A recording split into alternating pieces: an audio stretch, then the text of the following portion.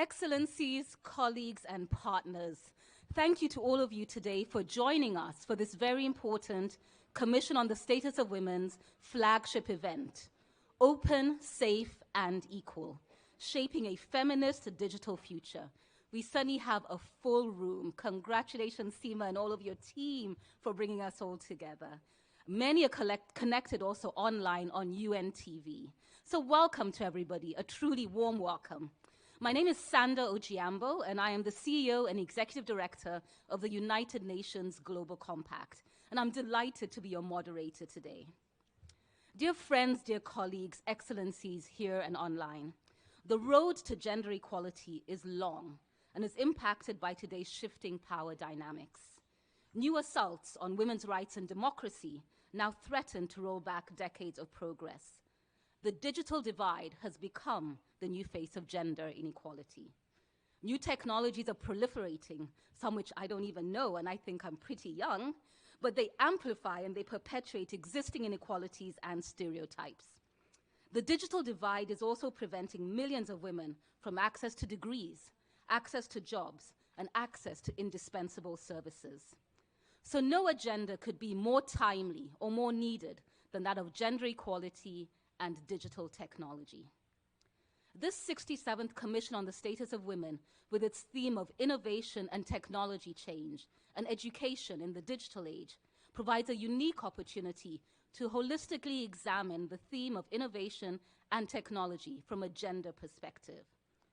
CSW67 will be followed by the negotiation of a Global Digital Compact, GDC, to develop shared principles to help connect all people to the internet, to apply human rights principles to online spaces, and to regulate emerging technologies.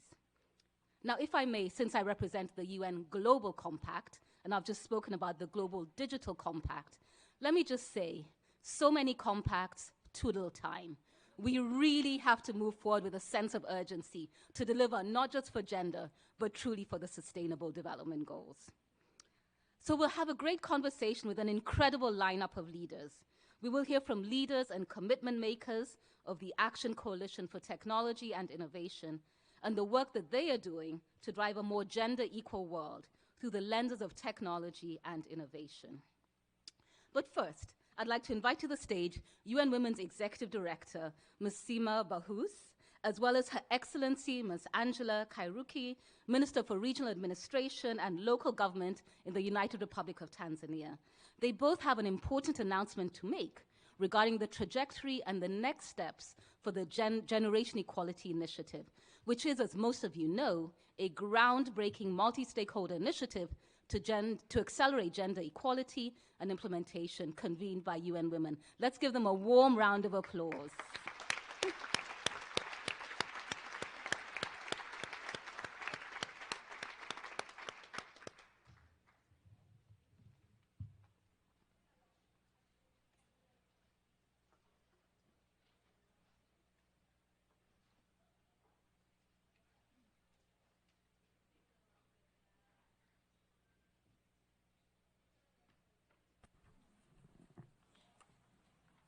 Assistant Secretary General, my good friend Sanda, thank you for your welcome and for moderating this session today, and for the excellent collaboration and partnership of the UN Global Compact. And thank you to UN Foundation for the long-standing partnership on generation equality and for co-sponsoring today's event. CSW is a critical annual moment for us to steer progress on the global rights of women and girls. In particular, the progress we are making towards SDG 5, the goal that enshrines the drive for gender equality. It is a moment where we collaborate to sharpen and accelerate our focus and see what more all stakeholders can do to create a world that is more equal, more peaceful, and more sustainable. The mandate of the CSW is more acutely important than ever as global risks and conflicts intensify threats to gender equality. Women and girls are most acutely impacted by what many are now terming the intersecting polycrisis across the world. The pandemic, food and energy crisis, the cost of living crisis, escalating wars and conflicts, climate change. The rise of fundamentalist actors who threaten basic freedoms and often target women and girls the most. Against this backdrop, data from UN Women and UNDESA shows that at current rates of progress, it will take nearly 300 years for women and girls to achieve gender equality. I don't think any one of us in this room wants to wait that long. Excellencies, none of us can really afford to wait that long. Amid these crises and the escalating threats to women's and girls' rights, we have a powerful new lever, not just to combat rollbacks, but to accelerate progress, change, and concrete impact.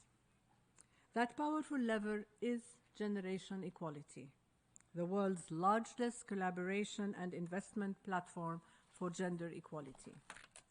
Generation equality is designed to change the story on sluggish gender equality progress and propel implementation, investment, and progress driven by multi-stakeholder action coalitions and a collectively designed global acceleration plan, as well as by Compact on Women, Peace and Security, and humanitarian action.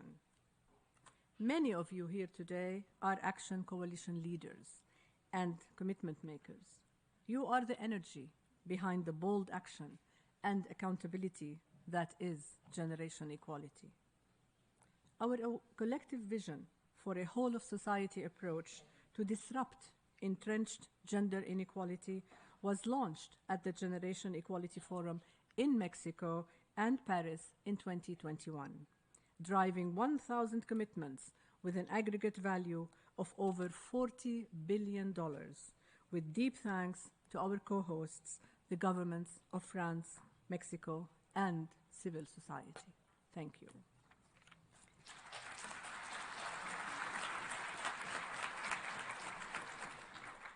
Since then, the number of generation equality commitments has grown to over 2,700, but we still have to do more and much more. That's why today I am honored to announce our plans to fuel generation equality to achieve even more. This September in New York, we will hold a global midpoint event for generation equality to renew our collective promise for multi-stakeholder action for gender equality. It is designed to ensure accountability, harness bold new commitments where they are needed, and energize audiences around the continued urgency of the gender equality agenda. It will be a rallying moment for gender equality advocates globally, for member states, for civil society, for youth, for the private sector, for UN agencies, and many more, to reaffirm our commitment to generation equality as a transformational accelerator of change. And in an initiative that is founded on partnership, it gives me particular pleasure to announce a central and pivotal partnership fueling the success of that midpoint moment, which is to recognize and affirm the robust, trailblazing, and dedicated partnership of the government of Tanzania as the co-hosts of the midpoint moment.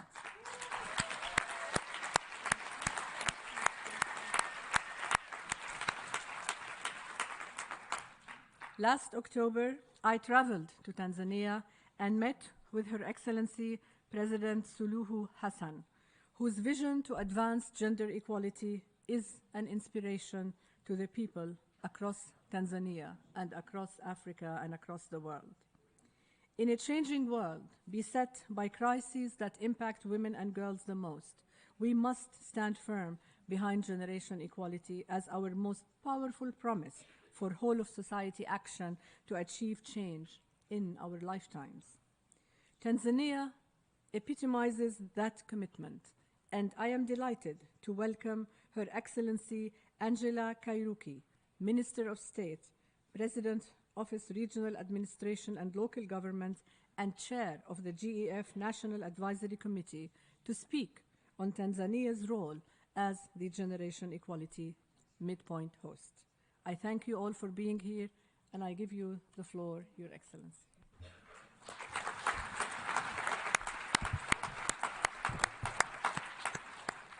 Thank you so much, Sima, the Executive Director for UN Women, but also thank you all for all that you are doing to advance the rights of women and girls, particularly in this current challenging climate, but also thank you so much for your steadfast championing of the generation equality, but also its bold agenda.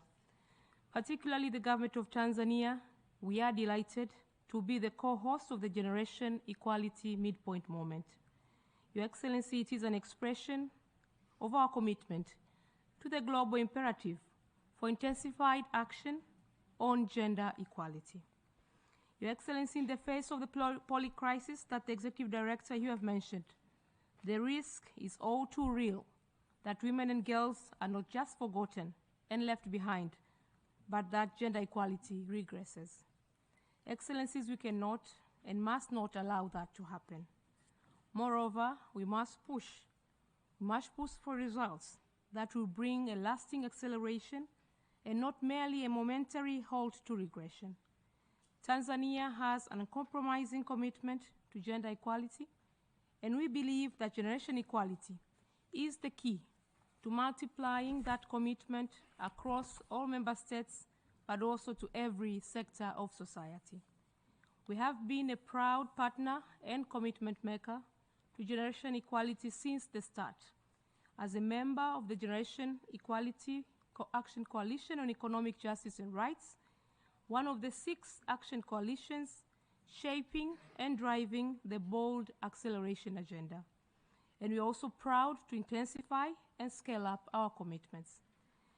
Not only just because we see that generation equality is working, but because we see the potential, but also we see the fact that we all have a responsibility to seize, to amplify, to multiply that potential.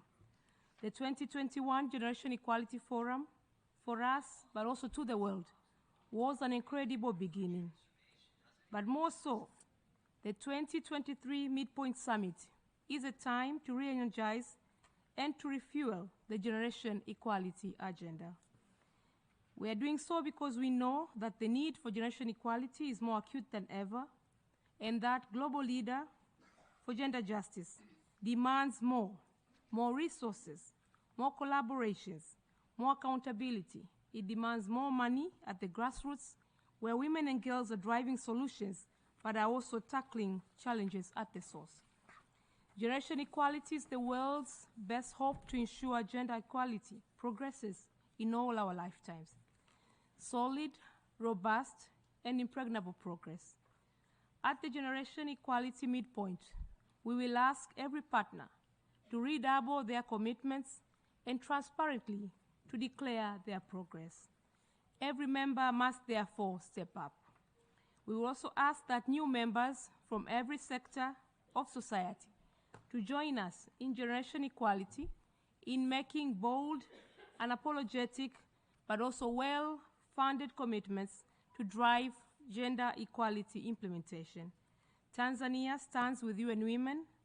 We stand ready to expand and charge up generation equality and all that it promises for the world's women and girls. We invite you all to join us, and we look forward to seeing you in September. I thank you so much for this opportunity. Welcome all.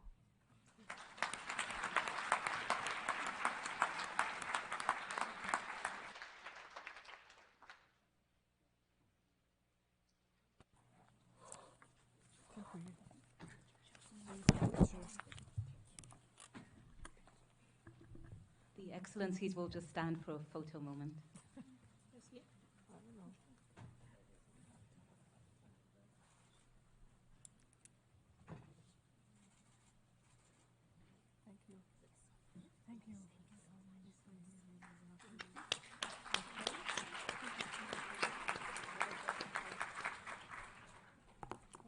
Thank Thank you so very much, dear Seema, Executive Director, Under Secretary General, and Excellency Minister Kairuki. Colleagues, Excellencies in the room, you heard it here first, September 17th in New York, so please mark your calendars. So we are gathered here today to mark a historic moment.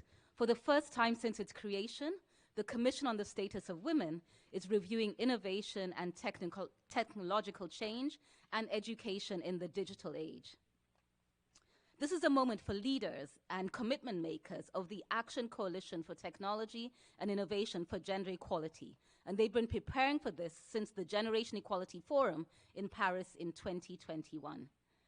Many are with us today on stage, in the room, and online, and should truly be proud to see how their groundbreaking blueprint has guided the preparation of this CSW, showing and showcasing the collective power by governments, civil society, youth, UN, and private sector to truly accelerate progress and equality.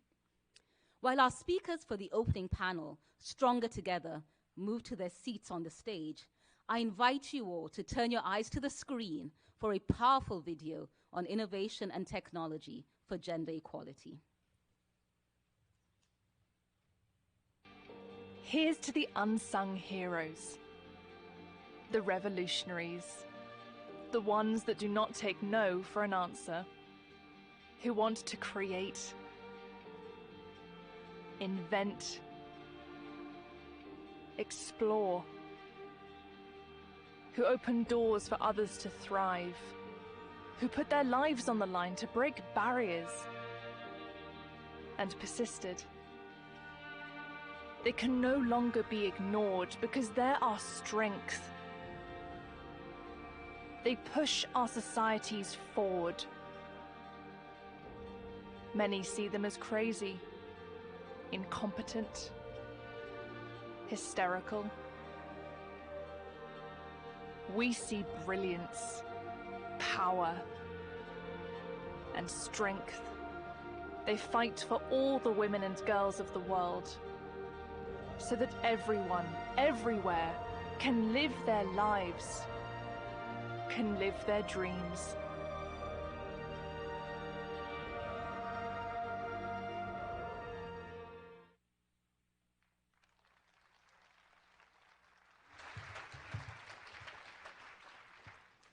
Fantastic. And now for this opening panel, Stronger Together.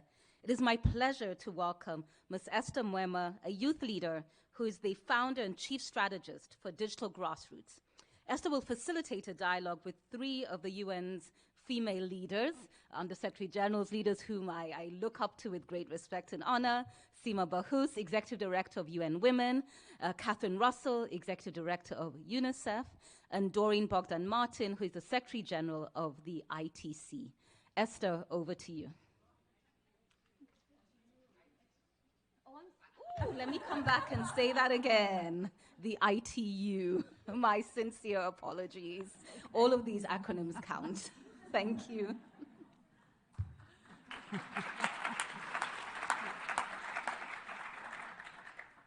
Thank you all. I'm very excited to be here today. And before we start, I just want to acknowledge all those who could not be in the room with us, those who are joining online, and also acknowledge the women on whose shoulders we stand on, who have made this moment possible, the CSW67. In this historic moment, I'm joined on stage by 3 UN Under-Secretary Generals who have made inspirational commitments to advance gender equality in the digital world. I'm excited to be on stage with Seema Bahous of UN Women, Catherine Russell of UNICEF, and Doreen Bogdan-Martin of the ITU. I am Esther Mwema, and I am a digital inequalities practitioner and a youth co-leader in the Generation Equality Action Coalition for Technology and Innovation for Gender Equality. And this moment is very important to me because in 2010, I taught myself digital skills, learning how to type and getting my first job at an internet cafe. And that moment has propelled me to be on stage today. It has propelled me to be part of a youth group, a youth network working to increase digital citizenship for young people world over. So I'll start with Ms. Bahous. Congratulations on the midpoint moment.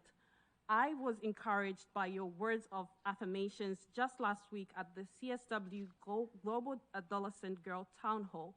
Thank you for your commitment to girls. And this panel is called Stronger Together. How can UN women rally the whole UN system behind this CSW topic? Thank you. Thank you very much, Esther, for your inspiring words. And I think I caught 5 words from the powerful video we just saw today. Brilliance, power, strength, resilience, and dreams. And I think this is what we are all about here at CSW67 and continuing. So as we mark the midpoint moment of the Sustainable Development Goals, I think more than ever, we really need to join forces so that technology and innovation can be reframed as a powerful accelerator for development, for human rights, and for women's rights, of course. And I look at the key recommendations coming out from the Secretary General's report, and I see this report, of course, was published for this particular CSW67, and I see strong potential for progress. Technology-based solutions can improve women's financial inclusion, can expand opportunities for girls' education, can strengthen global food security, or eliminate maternal health inequities, all kinds of inequities, actually. However, we also see that digitalization has not only been an equalizer of opportunities, digital tools have too often been developed without a clear and deliberate intention to design around the priorities and the needs of women and girls. This results, for example, in artificial intelligence that embeds gender bias or social media platforms that reinforce technology-facilitated gender-based violence, sometimes knowingly and sometimes unknowingly. And this is something that we really need to address and to see how best to eliminate, actually. An open, safe, and equal digital future for all women and girls is an area of concern across the whole entire UN system. The possibilities to harness technology to achieve the vision of the United Nations Charter are truly limitless, and we really believe in that, all of us. And we want to see how we can leverage this limitless, the sky is the limit situation for women and girls and technology. And this is an excellent opportunity to work closely together across the UN system and to learn from each other. As the convener of the Action Coalition on Technology and Innovation, our priority is to coordinate action, knowledge exchange, and to create a better digital future for all women and girls together. And one of the issues also that we need to really look at is to ensure the Action Coalition blueprint on technology and innovation is the foundation of this CSW67. I am grateful for the co-leadership of UNICEF and ITU in the Action Coalition on Technology and Innovation for Gender Equality. It is only through multi-stakeholder partnerships that brings the whole UN together, along with all member states. We have to remember that this place, this intergovernmental place, this multilateral place includes governments, civil society, private sector, and we can truly advance a feminist digital future when we all work together and when we are sure to include youth in everything we do so that technology and innovation can move forward. So I thank you all for being here. And I just wanted to make a comment about how we sometimes misspell the ITU into something else. It's because this is the first time in 154 years, 58 years, that a woman is heading the ITU.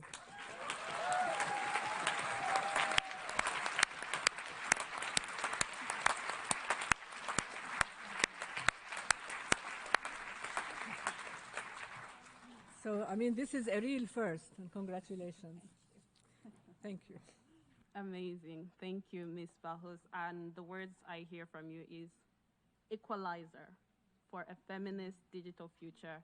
And I'm going to come to you, Ms. Russell. UNICEF is a fierce champion for adolescent girls. Yeah. And I appreciate how you do not pull back from this very, very hard work. The topic of this CSW is essential for my generation and for so many young girls who struggle to access technologies and to lead in this sector.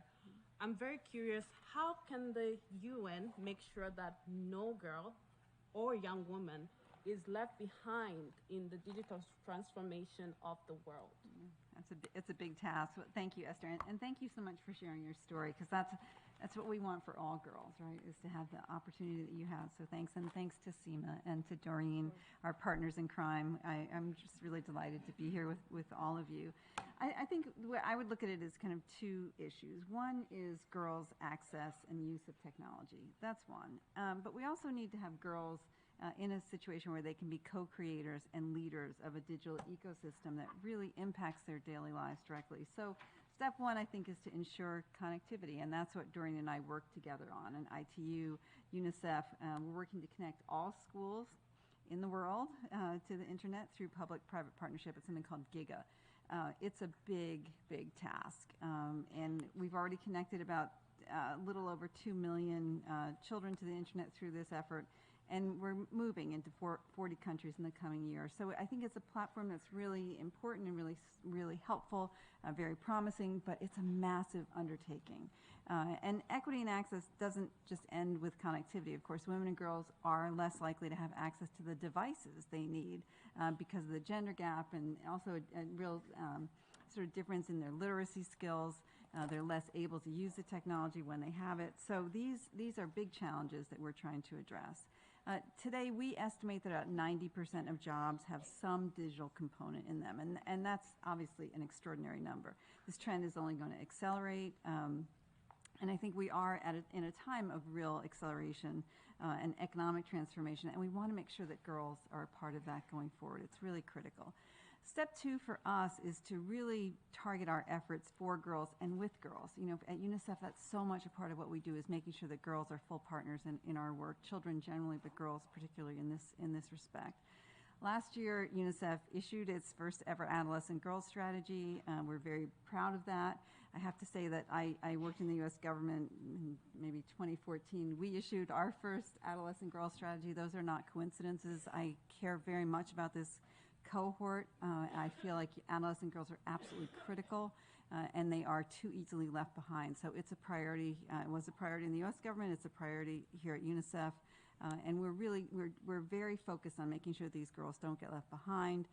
We want them to have programs that are targeted for them and often by them, which I think is really critical. And part of that, of course, is mentors, which are important, peers, which is very important, and a girl-focused curricula. So I think, you know, it is a special concern for us. We are directing a lot of our efforts and resources to it, and I think that in partnership with others, hopefully we can make some real progress in this space. Thank you so much for that, Ms. Russell. And just to bring on the point, for this CSW, it's really about innovation and technology for education, and that's amazing work that you're doing, again, acknowledging that. I'll go to Ms. Bogdan Martin, as, again, you're the first ever Women's Secretary General for the ITU. Congratulations. We are inspired by that. As a young woman, you're an incredible role model for me, and I'm sure for many young women world over. And the work that ITU is doing to lead several multi-stakeholder initiatives to increase digital inclusion is groundbreaking and innovative. What is the key element to fostering successful collaborations between the UN, governments, civil society, and the private sector, making sure that youth leaders participate as equal partners? Thank you so much. I am so happy to be here. I got off the plane this morning from Doha, and I was feeling quite tired when I entered the building. But entering this room, the buzz and the energy is just incredible. So it's really nice to be here, and I think always happy to be called ITC because Pamela is a good friend, and we do some great work with ITC. Sometimes ITU is actually called the International Triathlon Union. So I think I prefer ITC, but okay, can you hear me? I hope the sound is working. Anyway, great to be here. It may have taken 67 sessions to focus on digital, but I hope that we can seize this moment and this opportunity so that we don't have to wait 300 years to actually close the gender gap, please.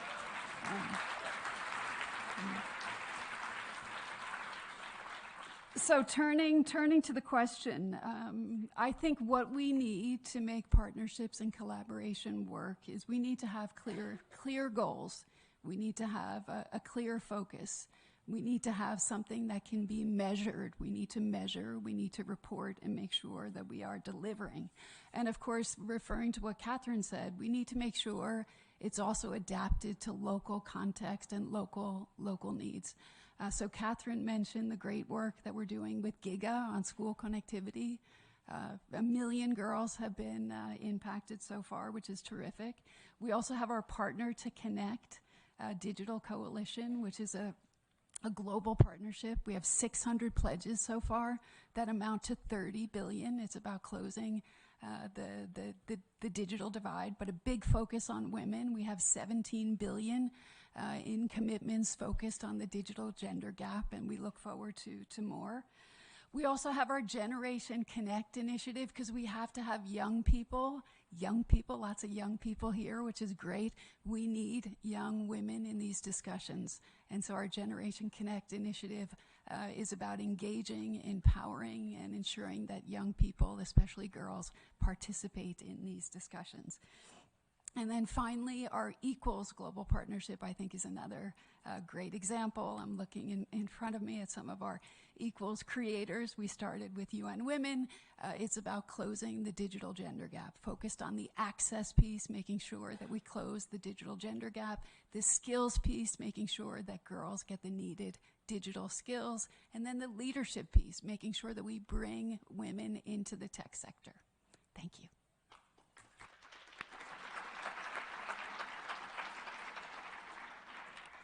Thank you so much, Ms. Bogdan-Martin, and I agree, we don't have 300 years to wait. And for those in the room, just basic housekeeping. If you cannot hear, please use the earpiece for translations and also to hear the conversation clearly.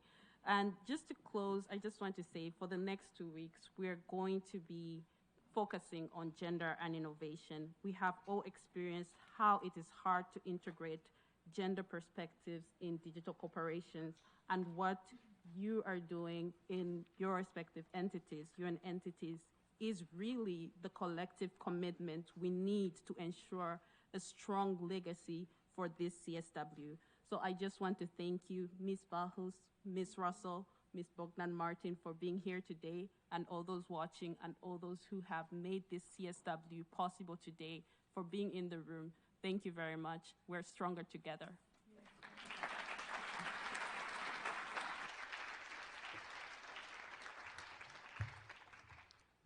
Thank you. And let's also give a hand to Esther for her fascinating, her fabulous facilitation.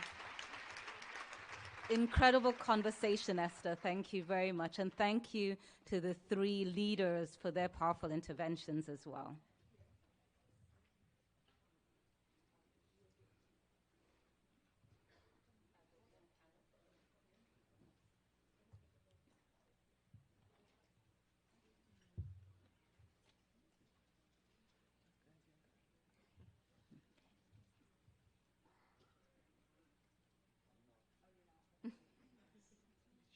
Is there?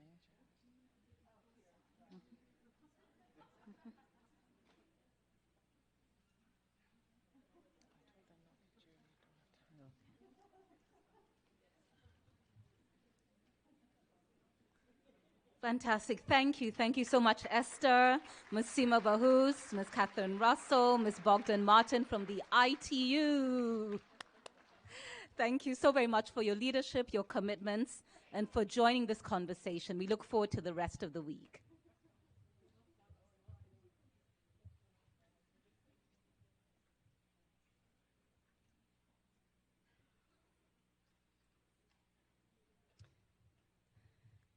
So, Excellencies, ladies and gentlemen, as we continue with the program, the digital divide is truly the new face of gender inequality, as we have heard. 4 partners, Girl Effect, Malala Fund, UNICEF, and Vodafone America's Foundation, have all come together to make a joint commitment to the Generation Equality Forum. Their new study on how girls from the Global South access and use mobile technology will provide vital data needed to close the adolescent digital gender gap. While my next panel speaker video message from the 7 countries featured in the study about why we need a gender digital equal world. Over to the video.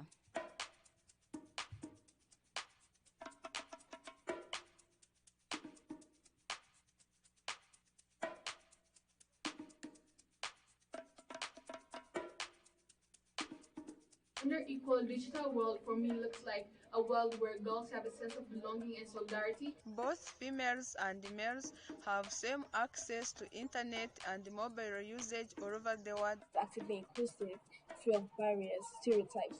Equal rights, opportunities, and responsibilities. It is harming our potential for growth and blocking our economic output. We have women and young girls out there that have innovative ideas. So many girls feel isolated in the issues they face each day. Give them a chance to hear their voices.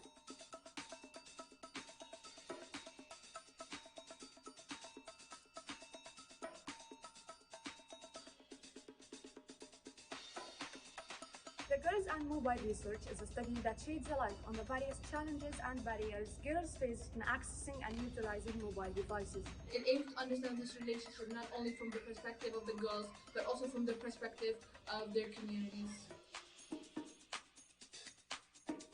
Create greater potentials that meet women's needs and promote gender equality. Helping them to reveal the reality in their lives and shaping the global standards on gender equality. Our future and the development of sustainable ideas and solutions rest on everyone having equal access to digital education.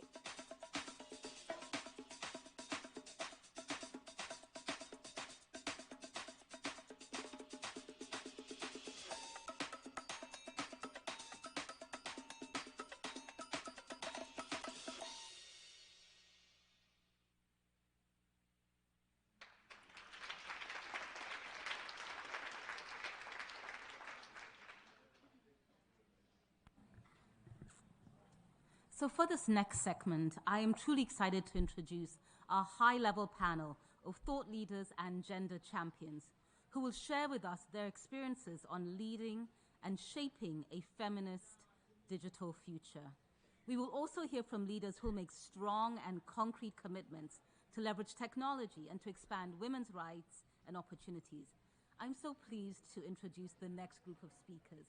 And starting from this order right next to me, Her Excellency Ms. Jeanette Bayisenge, the Minister of Gender and Family Promotion in the government of Rwanda. Next, we have Her Excellency Ms. Marlene Schiappa, the Minister Delegate in charge of citizenship in the government of France. And finally, Ms. Caitlin Kraft-Bookman, co-founder and CEO of the A+ Alliance. Let's give them a warm round of applause.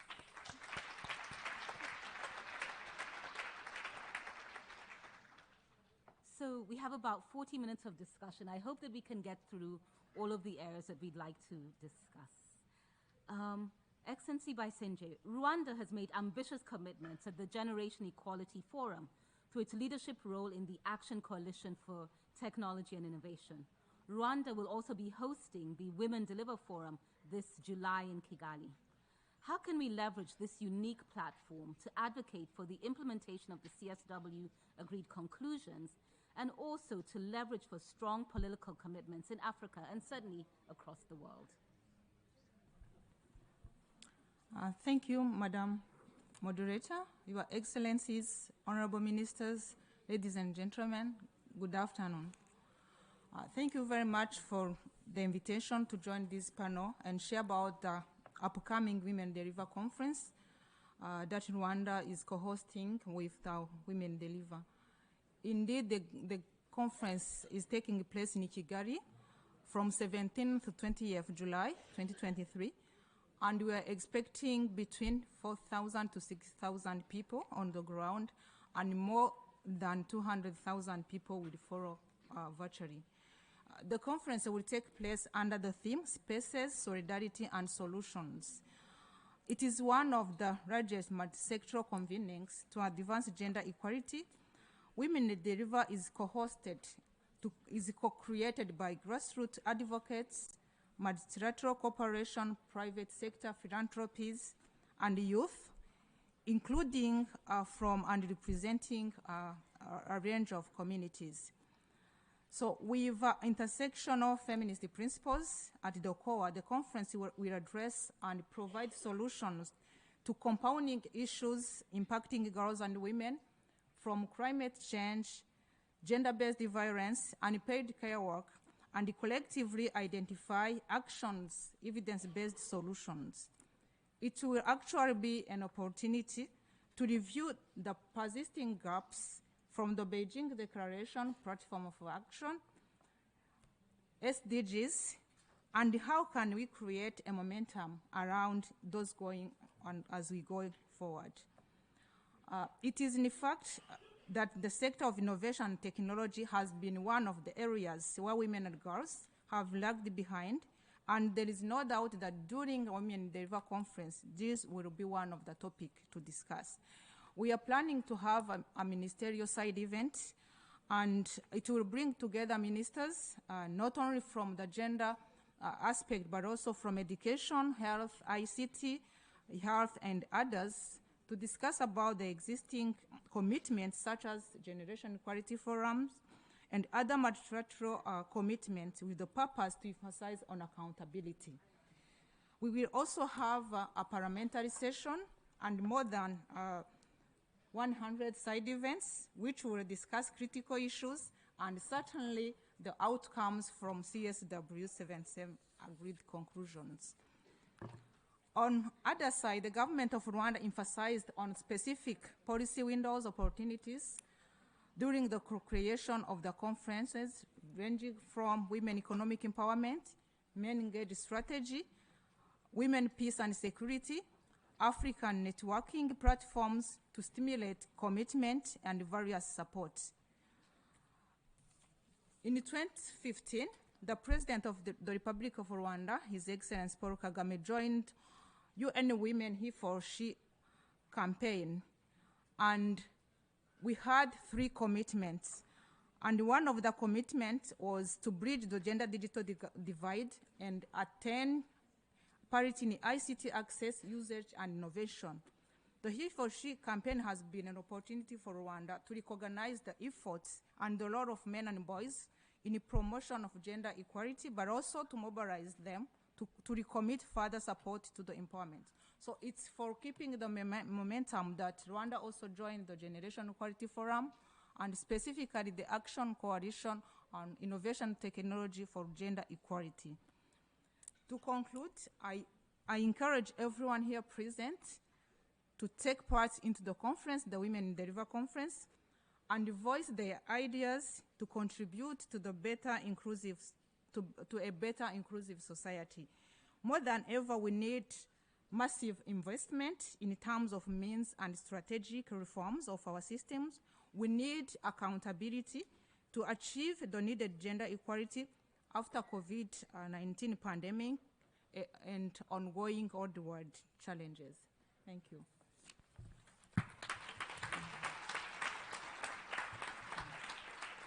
Thank you very much. Thank you very much, Madam Minister, for sharing for us those plans for July in Kigali the ambition, and certainly we note and take note of the commitment and the already firm actions demonstrated by Rwanda and your leadership. I'd like to turn to Ms. Schiappa with a question for you, please. So France co-organized the Generation Equality Forum in Paris and has certainly been a great supporter and advocate for the creation of this specific coalition on innovation and technology. I know you must be very proud, as we are, to see this topic at the forefront of CSW this year. How is your government planning to support the implementation of the agreed-upon conclusions? Merci, bonjour à toutes et à tous, mesdames et حضرات السادة والسيدات. I am privileged to continue the long collaboration between France and UN Women. And because we're talking about innovation and new technology, I want to start by saying that women need to consider new technology as a safe place, and it's not currently the case. I hear phrases like no woman should be cyber harassed at her own computer. If it happens, they should just disconnect from the... I think it's important to put the responsibility to put the responsibility where it belongs concerning harassment. And there are people who have been put in prison for messages sent to women. It is a difficult situation for women globally, and we need to. Lena. Ministre, prendre part à une CSW, et je veux vous dire à quel point je suis toujours enthousiaste de voir tous ces visages et toutes ces expertes et toutes ces personnes qui se lèvent et qui se réunissent pour défendre les droits des femmes. Avant d'être ministre des associations, j'ai eu le plaisir d'être chargée de l'égalité entre les femmes et les hommes, et nous avons, comme vous l'avez rappelé, œuvré main dans la main avec les ONG, avec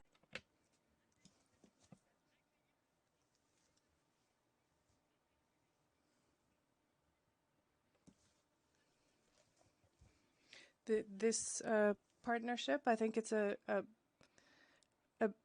it is a mobilization without precedent, and I think $400 million collected, it's enormous,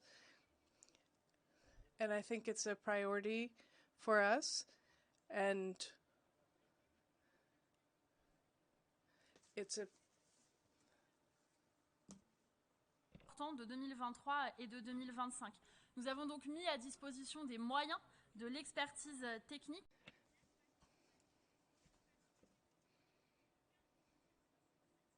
La CSW, eh bien la France is convinced of the potential of the digital future for education, for the autonomization of women, and to protect from threats in the digital gap between the sexes.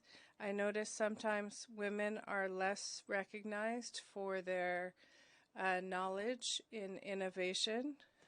If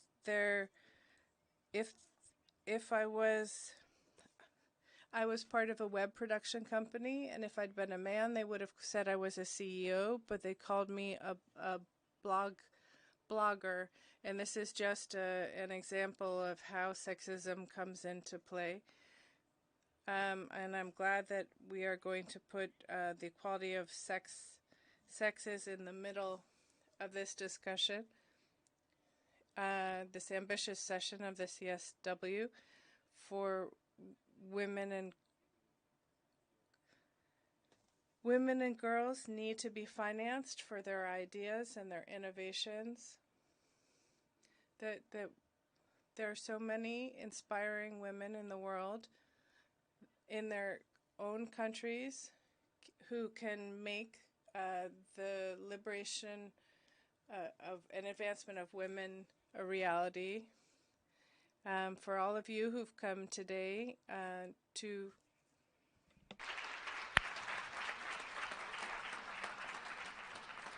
Merci beaucoup, Madame Schiappa. I think we all appreciate the passion, the commitment, the leadership that France brought to the formation of generation equality. And thank you for sharing your own personal story. You know, blogger versus CEO. Those are the biases that many women and girls experience every day in their daily lives. Thank you for sharing that personal story as well. I'd now like to move to Ms. Caitlin Kraft-Buckman. Caitlin, you know, one of the Action Coalition's priorities is to adopt feminist technology and innovation. Could you share with us what this means in practice and how you have been able to develop multi-stakeholder collaborations between civil society, governments, and private sector on feminist technology? Thank you so much. I think part of what we're talking about is access, but what we work at the A+ Alliance is access to what? Once we arrive there, what are the systems, what are the frameworks, what are the structures? So we're looking for feminist frameworks.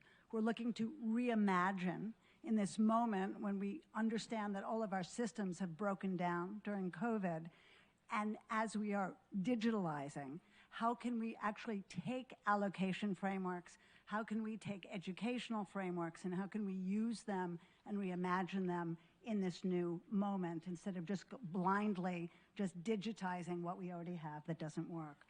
So part of that is the idea of inclusion at the core of the code to create technology that we need that improves quality of life. That's our vision. And that is multidisciplinary.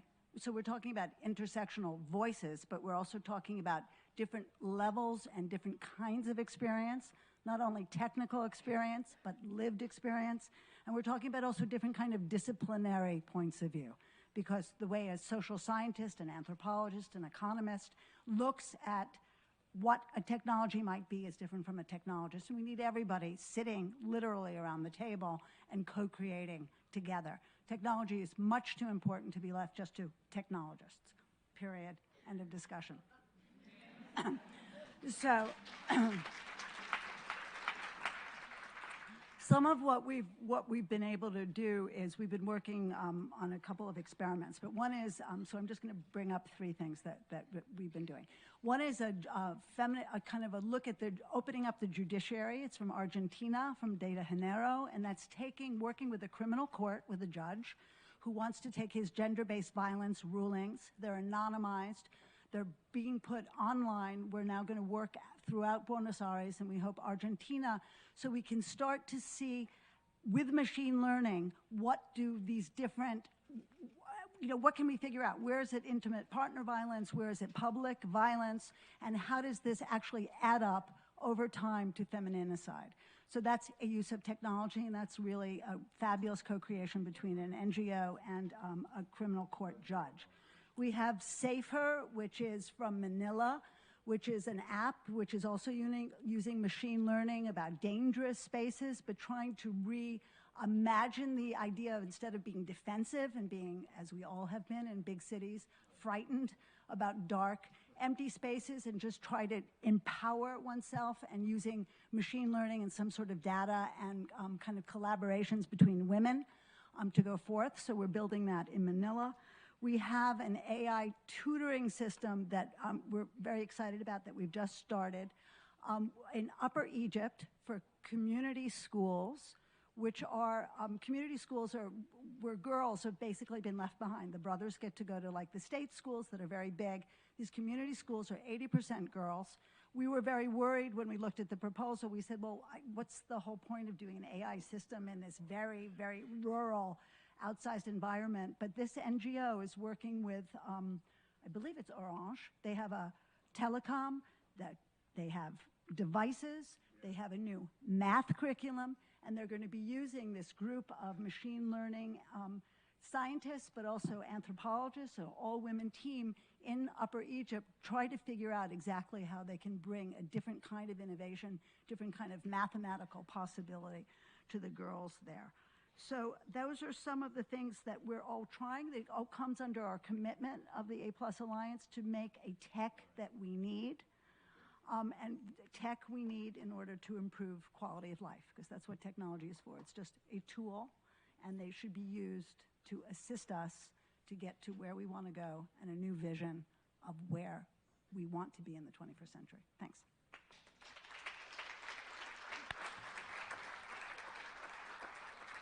Thank you so much, Kaylin, for really sharing those practical examples and really demystifying what technology can do for us amidst all of these challenging circumstances.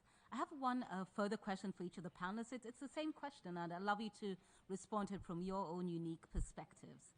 You know, we've talked a lot about the crises, the challenges that we all face around the world, uncertainties and backlash against women's rights. In your view, I'd be curious to know then, what really is at stake with this year's CSW theme? What must we really be fighting for and battling for during this conference and beyond? Over to you, Madam Minister, first.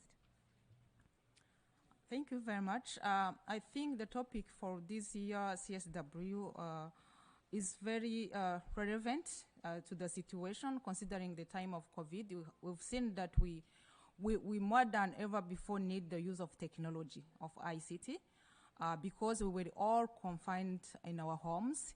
And we have seen how many women who were doing small businesses were affected. And we have seen how the e-commerce, e-businesses has really helped to move forward. And when we look at the data, we see that we still really have this gender digital gap. So this is why I think, and I'm saying that the topic for today is very opportune, and then it's up to us to take actions. And we have heard that we have so many commitments around the Generation Equality Forum, so it's now to walk the talk, to move from theories and implement. So thank you very much. Thank you. And same question, Madame Schiappa. Merci beaucoup. D'abord, je pense que ce qui nous réunit ici dans cette... Thank you. I think that the thoughts on the place of the women, it's solidarity is a basic principle that will allow us to advance between the private and public sector, but also the solidarity between the women of different generations. And I think the way of advancing one after the other as allies with technology, we see each time a woman tries to amplify the voice of another woman. It was the case with many revolutions of civil societies. I'm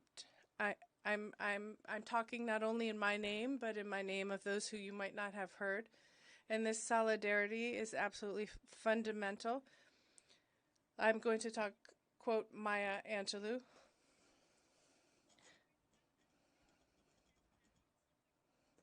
So that a woman targeted refuses to target others. Thank you for helping create a more equal society. And I'm going to look forward to going to Rwanda to learn more about the place of women. Merci beaucoup encore une fois. Et over to you, Kaylin, for your view. Yeah, well, you know, there's this, Marshall McLuhan said rather famously, we shape our tools and thereafter our tools shape us. So I think the vision for this CSW is for women and girls and all marginalized people who have been left out of this decision making and tool making to actually take control of making the tools as we go forward. And I just want to bring up the story of the plow, which I'm sure many of you feminists know, which was invented by a bunch of guys and uses upper body strength. And because it uses upper body strength, a lot of women have not been able to use plows and sort of dominate in agriculture. But if women had invented their own plow and had used what we have as our hip strength, they would be able to plow and hold a kid and have a conversation, and there wouldn't be any problem at all. So we need these new tools. This is about control. This is about power. This is about the world that we want to live in, and we have to now change the way that we're looking at it and say that we can invent this technology. And that doesn't mean, I'll say one more thing, if you wanted to make a new shoe, you would draw it. You wouldn't say, oh, I have to go to shoemaking school and I have to learn how to cobble and I need a thing like that. You would just bring it to a shoemaker, and that's what technologists are. So you have your drawing, the shoemaker technologist will say, well, you know, ergonomically, maybe we change this, but it's a collaboration. And we have to work in collaboration with the technologists, but tell them to make our visions of what we want our future to be. So that's...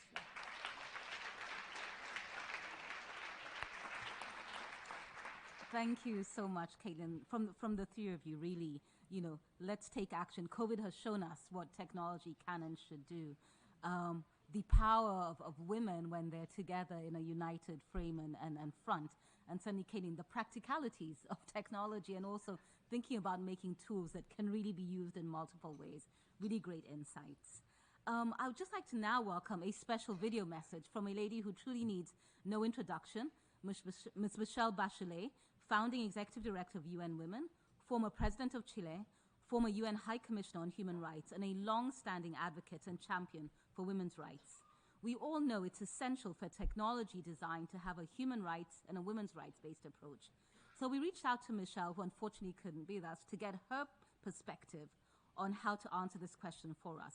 Why is this recommendation around technology so essential for achieving gender equality? So let's turn to the screens and hear what Michelle had to say. Thank you, Sandra, for your question. I'm so glad the CSW this year is addressing the importance of working towards gender equality in tech, science, and the digital era, and the need to apply a human rights-based approach. Empowering girls and women is a challenge that many countries around the world are facing today, especially after a crisis like COVID-19 and the growing cost of living. The digital divide has become the new face of gender inequality. We need to address this problem so the potential of technology and innovation can be the same for girls and women as it is for boys and men, which is not happening right now. To know where we stand, we have to look at the data. In 2022, 259 million more men than women were using the internet. Since 2019, the gender gap in mobile phone ownership has not changed. If we look at women with low literacy or low income, women living in rural or remote areas, migrants, women with disabilities, and older women, this gap in access to digital tools and services tends to be worse. To change this reality is an opportunity not just for girls and women, but for whole countries, especially for the low and middle income ones, which could potentially prevent a loss of 1.5 trillion due to the inclusion of women and girls in the digital world. Everyone should have equal access to digital skills training, and digital services should be affordable, accessible, and add value for all women and girls. We also need to promote women to work in the technology sector.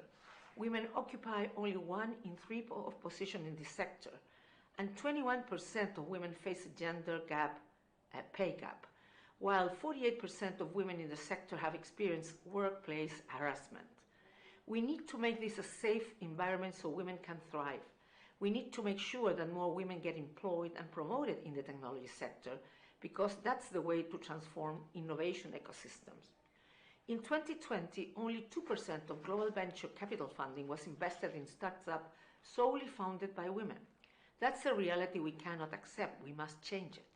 And we know that we cannot do it alone. That's why this space is so valuable and why we contributed to create it in the first place, to advance gender equality. This time through technology and innovation, aiming to strengthen alliances between governments, private sector, civil society, and the UN system as part of the Generation Equality Forum. We need to remove barriers that prevent women and girls from accessing the digital world. In early education, girls achieve as well as boys in science and technology in most countries. But the problem comes later, because only 28% of engineering graduates and 22% of artificial intelligence workers globally are women.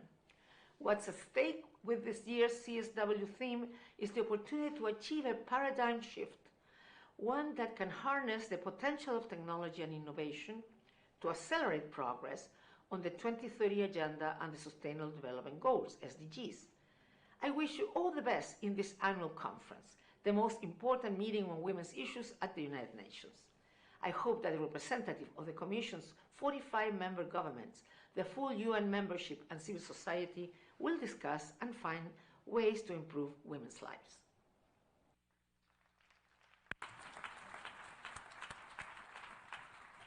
And thank you to Madam Bachelet for reminding us that what is at stake is the opportunity for a huge paradigm shift. Thank you to our high-level panelists. Please stay with me as we move to our closing remarks, which shall be delivered by His Excellency Thomas Blomqvist, Minister for Nordic Cooperation and Equality from the Government of Finland.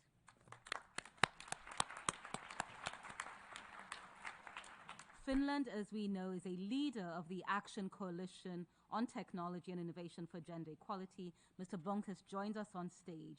Please, over to you. Thank you, Your Excellencies, representatives of member states, civil society and private sector, dear audience. It is a pleasure to address you today as a co-lead of the Action Coalition on Technology and Innovation and share a few remarks on this timely topic. Finland is strongly committed to promoting the rights of women and girls in all their diversity and gender equality across the globe. Technology can play a remarkable role in this. We have been a firm supporter of the generation equality process since the beginning. We are pleased to see how the Action Coalition blueprint informed the substantive preparations for the report of the Secretary General, advocate, and expect it to be followed by ambitious agreed conclusions. However, this is only the beginning. The conclusions demand robust implementation. Together, we must continue bridging the digital gender gaps. Accessibility is key. Technology development and public policies and programs need to be human rights based, inclusive and reach everyone. Finland emphasizes the need for gender transformative technology. Technology can support transforming the discriminatory structures and social norms. This must include building more inclusive innovation ecosystems and engaging men and boys. Multi-stakeholder cooperation is required to assess and address the gaps in services. This is especially urgent in preventing and eliminating tech-facilitated gender-based violence and discrimination.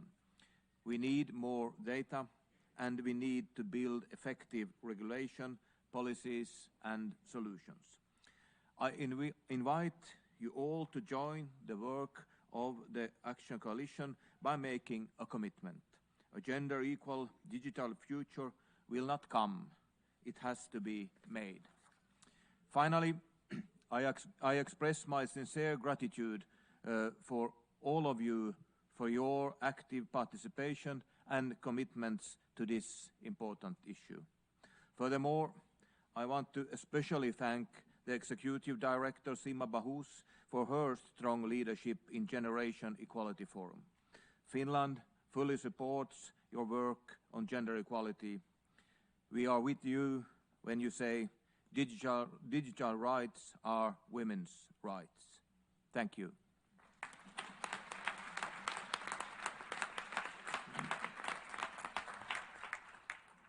Thank you so very much, Excellency Blomqvist, for your comments and your reminder that we must really make that commitment towards a gender equal digital future. So as we move towards the end, we are lucky enough to have some generation equality leaders and commitment makers in the room with us today, and others who are connected online. We wanted to take this moment to celebrate and applaud their leadership and their commitments. So all Generation Equality, Action Coalition and Compact leaders and commitment makers, please stand, and let us all here to stand and join in a round of applause.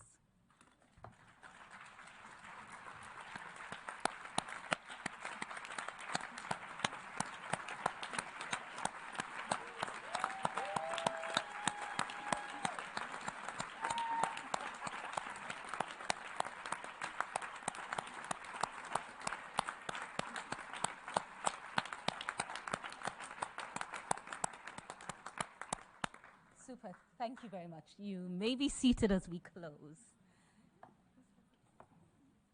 Excellencies, ladies and gentlemen, it's been such a treat for me to be your moderator for this important conversation. It's been a great discussion, great energy, very insightful interventions. Thank you so much to everybody in the room and online. We look forward to a productive CSW with strong agreed conclusions to lead us into the drumbeat of the other key moments on gender equality this year, including Women Deliver and the Generation Equality Midpoint.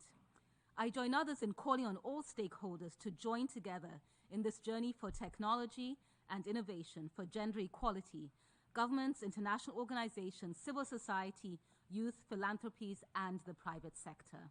Let's power forward for an open, safe, and equal feminist digital future together. Thank you so much for your kind attention. Thank you to all the panelists.